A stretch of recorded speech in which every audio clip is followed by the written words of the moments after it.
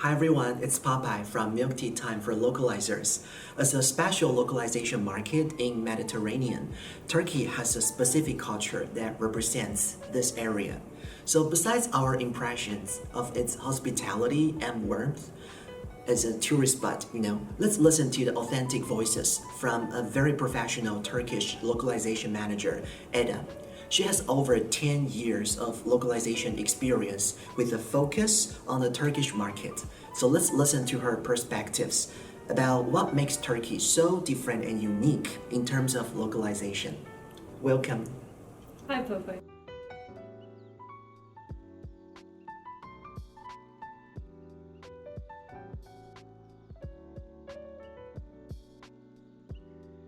Nice to be here and talking to you. Since today we put great focus on the Turkish market, so can you please also briefly introduce the culture of the market that you worked on before? Of course, localization industry in Turkey is very dynamic, like everywhere else in the world. It's a very small industry. People usually know each other, so it's very important to keep things professional because you can work with the same colleague in a project, and then you can change roles and work with the same colleague in another project. But it's a lot of fun. We like to have fun together. We go out together after projects, and since it's a very small industry, we have very good relationships with each other and friendships. So it's fun to be in a localization industry in Turkey. Wow, sounds cool. Sounds like Turkey is really a good market to work at, especially to keep the close bond with your colleagues. Yeah, and to keep the professional networking. Yeah, I agree. Yeah. Sounds cool. I have enjoyed it. Cool, good to hear that. So I believe most of us have the same perception about the market of Turkey, that we are so fascinated by its special location, right? Geographic location. So given its geographic location, Turkey is located between Europe and Asia and in the neighborhood of Africa. So Eda, how do you think this has affected Turkey itself to form its special cultures? Yes, you're right. It's unique in terms of its location, and it has contributed a lot to its culture because I see it like a melting pot for different cultures, and so because it's a very diverse country and it's very possible to see both elements from West and East culture, and I think this allows people to be more welcoming to other cultures and also be more accepting, and also this allows people to critically thinking, and this is a very important when we are talking about diversity in today's world.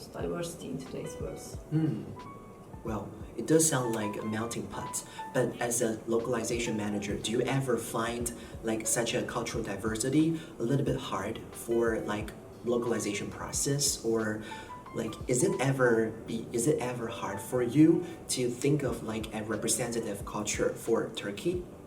Actually, no. I mean, it's very diverse, but since I say it's welcoming, I think it's easy when deciding on a product. I know it doesn't sound like it when you are looking from outside, but we like to have different and diverse products in Turkey. So one product can be towards a group, and another product can be liked by another group. So unless you are being offensive to either groups, I think it's okay to localize products into Turkish. Excellent. Wow, cool. So how do you think the market in Turkey is different from other main markets, especially in that region? I think this is one of the most interesting questions that many people, especially people watching our video, may be curious about. Yeah, I can imagine that, yes. Because I think there are a lot of questions about this location of Turkey, and I have a lot of questions since I came here too. But I think I can summarize like this: it's the most diverse country in the region, and so as we talked before, this has contributed to its culture and its dynamics and everything. So since it has a unique location and it's a unique culture on its own, Turkey is usually seen through the eyes of or lens of Islam, And sometimes companies like who don't know our country very well can be overly sensitive and can generalize Turkey like in terms of Islam. And however, Turkey is a secular country, and we are very used to living together with another cultures, with different cultures. So it's a welcoming environment we have in Turkey. So I think this has some unique attributes. Like today, in today's world, we are trying to reach diversity that allows people to, you know, be themselves and express their opinions. So I guess it's easy to. It should be better to see Turkey through this lens instead of just through a one lens. And so even though political atmosphere sometimes suggests otherwise, we are used to living together and with different cultures, and this has been the case for centuries because Asia Minor, known as Anatolia by Turks, has been the cradle of civilizations, and it's been home to many small and big empires throughout its history. So this is something that we have through the years in Turkey. Yeah, totally agree. I think especially in like nowadays market, you know, because of internationalization and like you say, rapid exchange of various cultures, it's really hard for people from different parts of the world to be aware of a specific or representative culture in a specific area. I think that is why we need localization, and this is how we matter.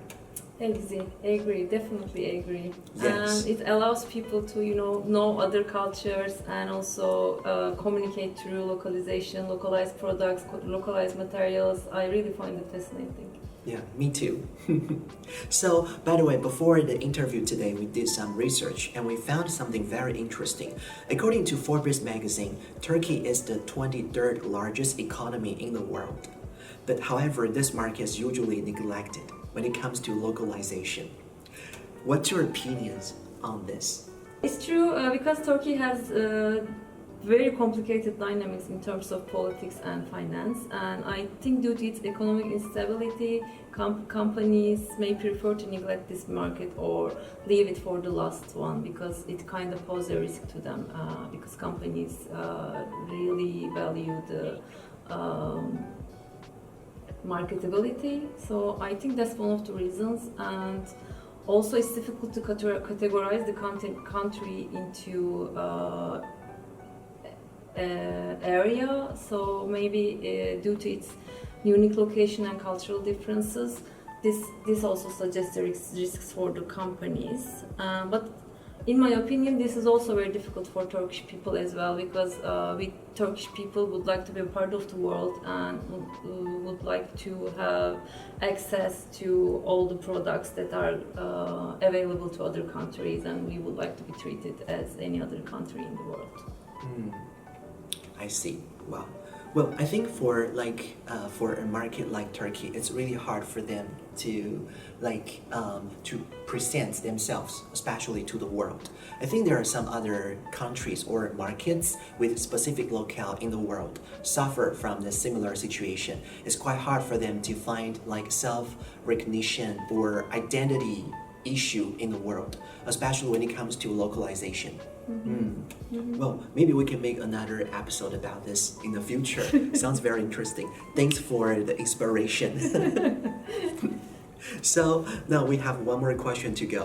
As a manager of a localization team, how did you decide what should be localized and what shouldn't when an English product is going to be localized into the Turkish market?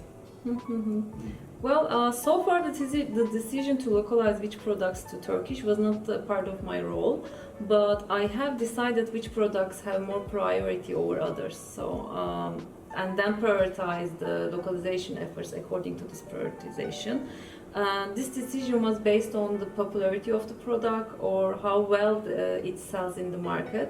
And I also consulted subject matter experts that are known SMEs widely to understand the dynamics of this product and have their opinions too when I was deciding the priority, and then directed the translators or linguists or other parties to focus the localization efforts to these products.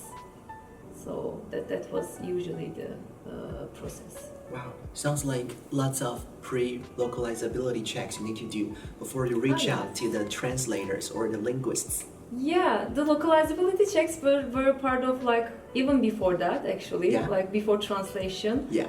Before translation, there's a step while I was working at Oracle. There's a step that's called translatability, and it is what we were doing was like looking at the source tag and analyzing it from like whether it can be translated like by every language. Like, do they have variables that can be change placed, not hard coded, or that if we have strings like concatenated or not, or do we have like single word strings that have no context and stuff. And so what we were doing was we were opening bugs to developers and then get into a discussion with them to change the string so that when we enter into the translation phase, we don't get so many queries from translators, and when translators see the text, they can just translate it easily. Wow. Yeah, sounds interesting. Sounds like we are like, a bridge between the translators or the linguists and the developers. Okay, ensure everything could be going very smoothly in the following processes. Yes, exactly. And I really like this role, like, being the bridge between different parties and like letting the processes run smoothly. It's very interesting to be a localizer. Yeah, and it doesn't sound like a very easy job. It requires a lot of good communication skills, Definitely. and confidence, and how to like deal with the conflicts or different opinions. Definitely, yeah. And sometimes you don't even realize where a conflict can come from. Like, you don't think like there should be a conflict, but then here you are, you're in a conflict. Yes. But I mean, you can come up with strategies to deal with conflict. It's also a fun part of the job. Yeah. Well, it's really interesting conversation today, and I can't believe there are so many cultural nuances, especially in Turkey, that a localizer should be mindful about. So, well, in the next episode, we will delve into further questions like text expansion and how can we take care of those dialects problems, especially in an area full of diverse culture like Turkey. So stay tuned for further information, and thank you for watching today, and see you next time. We're gonna take a short break. Oh, it went well, right, Jenny? Yeah. Yeah. Sorry, because this is our first time to interview. Like maybe I feel like this angle I may look better. Things like that. I feel like fake when I'm trying to talk to you. Looks like everything's set up. So let's take a second part. Okay, yeah, Okay. sure.